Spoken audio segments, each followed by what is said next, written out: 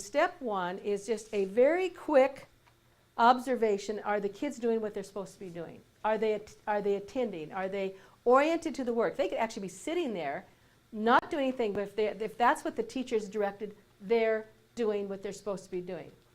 This is really just a red flag, and it's something you would notice. You don't have to observe. If we find a large number of youngsters off task frequently when we go in the classroom, it's because a teacher probably needs some help in classroom management. And it's not going to be reflective. We're going to go in there and help the person, and we're going to teach the tools the person needs to manage the classroom. So in most cases, when you walk into the classrooms, this is going to be just something, 1 second, and it's over. Are the kids doing what they're to be doing or not doing? It's not a big deal. It's something you see automatically. In fact, as soon as they see you, it's too late, because you have become an obstruction into the situation and perhaps taken them off task. I can guarantee you that when we all go into the classrooms on day 2, we will be a distraction. Step 2, I'm looking for the curricular decisions. I'm looking for what is the actual curriculum the youngsters are learning, and then I think, is there anything in this area that might be of interest for the teacher to reflect on, like the selection of objectives, the sequence of objectives, the clustering of objectives, the integration of objectives across disciplines, across the subject areas, the thematic, the use of how they would incorporate objectives. There's only a handful of maybe curricular reflective questions, and there's thousands of instructional reflective questions. Because it's just step 2, where you're looking at whether the curriculum as written is being implemented in the classroom. Most models don't address that. Most models focus in on instructional strategies.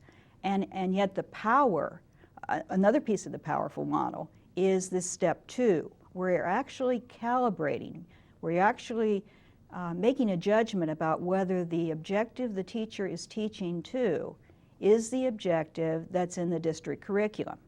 And there's, again, what's non-judgmental. Perhaps the teacher is not teaching the objective at that grade level, but has had to go back and reteach. That's important information for the principal to have, because if there's an accountability assessment, and there is, nationally and at the state level, it's not possible for students to do well on an assessment if they haven't been taught and mastered the objectives that are being assessed. Step 3, now I'm looking for the instructional decisions. What are the decisions the teachers made in terms of the means to the end, the processes, the strategies, the groupings, the instructional resources the teacher uses, all of those particular strategies. And I'm thinking, is there something here that might be an interest for the teacher to be thinking about? 4 is just more 2 and 3. It's if you are in the classroom, actually if you get stuck in the classroom, you know, when you walk in and there's 3 or 4 youngsters presenting, you're not going to walk out while they're presenting as a courtesy. There's a situation that says that you need to stay a little longer. Then I do step 4, which I call walk the walls. Now, some other people who have taken this training as their own and are marketing it have misunderstood what I meant by walk the walls. I really don't mean look at the walls. I mean look at any curricular or instructional decisions that are either going to happen or have happened. So I can look at portfolios, I can look at sheets, worksheets that the teacher's getting ready to use, maybe some exercises. It could easily be student products on the board. It could be, we could look here and we could look in the room and we could see this instructor had people identify areas why walkthroughs would be a high priority. We could look at student artifacts, we can look at teacher artifacts, but it's mainly to identify more curricular decisions or more instructional decisions. And it's only if we have time. And the 5th also is what I call a red flag, some safety issue. Lots of times that's backpacks, the kids that you could fall over, or cords that you could fall over, or maybe the carpet is up. These are things we just need to take care of for the teacher. Maybe there's a work order in and we need to triage that higher. These are not things that we'd be reflective about. So, step 1 is, are the kids doing what they're supposed to be doing? Step 2 is, what are the curricular decisions the teacher's making and to calibrate that? Step 3 is, what are the instructional decisions the teacher's making?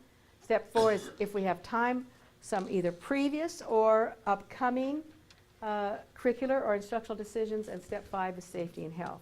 Almost all principals are in and out of classrooms during the course of a day or a week, perhaps not as often as they'd like to be, but they go to classrooms, peek in the door. Very often the children will stop doing what they're doing, the teacher will stop doing what she's doing or he's doing, and greet the principal. And so that's typical behavior. Some principals are in classrooms more than others. With the Downey walkthrough, even this 5-step classroom observation process provides, in a very short period of time, 2 to 3 minutes, the principal with information about whether the children appear to be ready to learn, whether or not the curriculum objectives that are in the formalized guides are actually guiding the instruction, what kind of cognitive level of learning is being produced, what kind of instructional strategies, how the learning environment supports teaching objectives for the curriculum, and whether or not it's a safe place to be. All of that in a very short period of time, and principals who go through this training are absolutely amazed at the amount of information they can glean from that short visit. Although I was always a curriculum person, I was much more concerned in the classroom at that time at looking at instructional methods and the way instruction was being delivered. And it never occurred to me really, unless it was so far out of line that it struck you in the face, it would never have occurred to me to think that what the teacher was teaching might not be exactly what the district standard of practice was, or the curricular standard. And secondly, at that time, I don't think I would have questioned, I'm sure that I didn't, what the level of rigor was in terms of the student work. So one thing I learned right away from the Downey walkthrough was how to look at the curriculum and how to also calibrate the level of work so that you knew that both the curriculum that was district approved, driven by the standards, was being delivered, and also that the teachers were at the right cognitive level or the right level of rigor.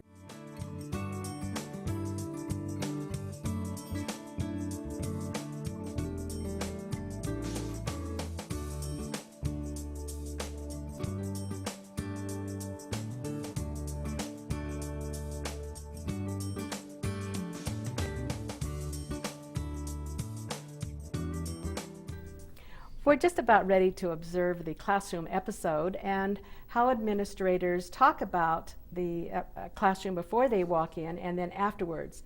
Normally a principal does this by himself or herself, and it doesn't take place except in your head. However, we're going to be showing you some training episodes, so you're going to be seeing a large number of people going into the classroom as well as conversing before we go in and after the conversation. We're about to go into Susanna Chavez's first grade classroom. This is her reading language arts time. She's in small groups, and one of the areas of growth that she's working on this year is strategies to work with English language learners. Great, let's do it.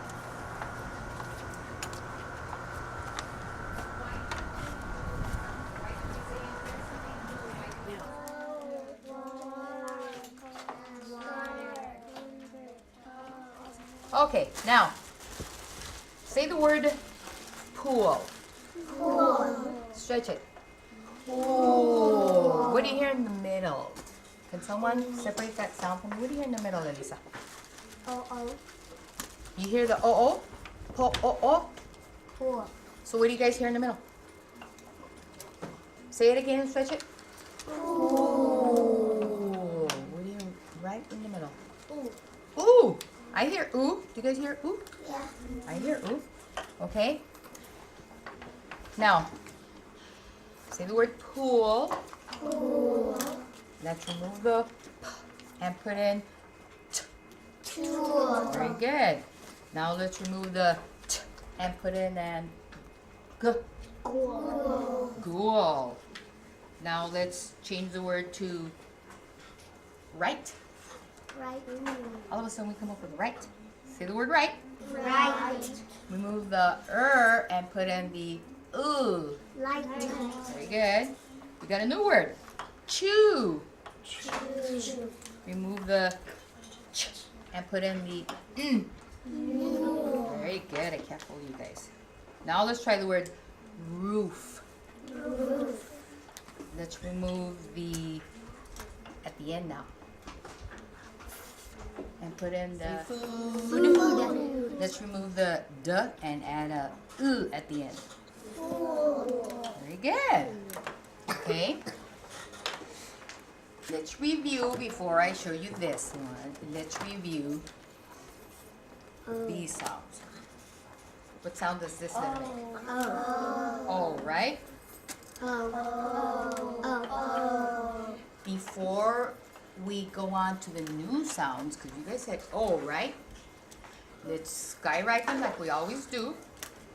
O equals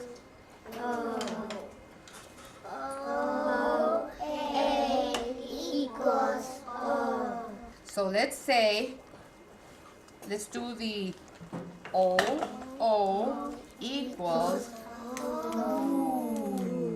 right? Let's do this one. W equals ooh.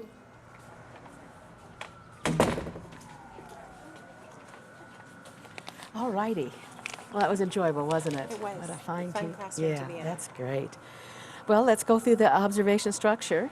And what's the first thing we look at? The first thing that we look at is Student engagement. Yeah, whether they're just doing what the teacher wants them to do.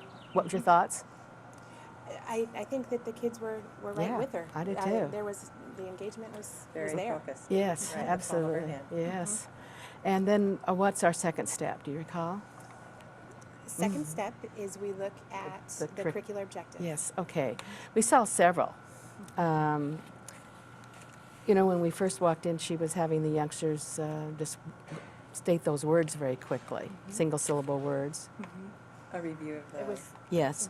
So the objective there Sight would have words. been to pronounce sight words. exactly. And then what was the focus of the lesson, do you think, when we were in I there? think the focus of her lesson was the introduction of the new sound, the oo sound. Mhm. She was introducing that and the different ways to spell that. Yes, good.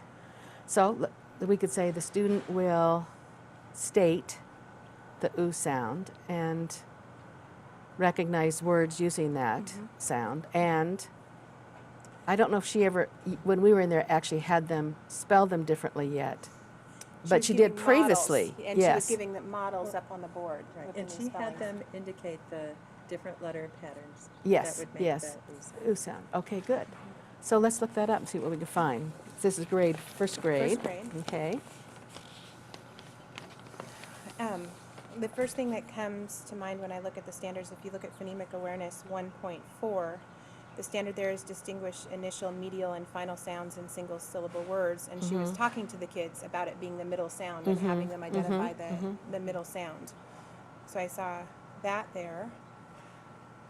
Moving down to the word recognition and decoding, generate the sounds from all the letters and letter patterns. Letter patterns, including. Including consonant lines and long and short vowel patterns. In fact, that Phonograms. standard has multiple objectives in it, and that objective would fit Yes. into that. Yes. So we do see that. You know, we Should always hit on look that. for the spiral. So let's look at kindergarten. What do we note in kindergarten? In kindergarten, a prerequisite skill for what she's doing, if you look at phonemic awareness 1.9, which is blending vowel and consonant sounds orally to make words or syllables, so they're getting into the blending, Yes. using the different sounds.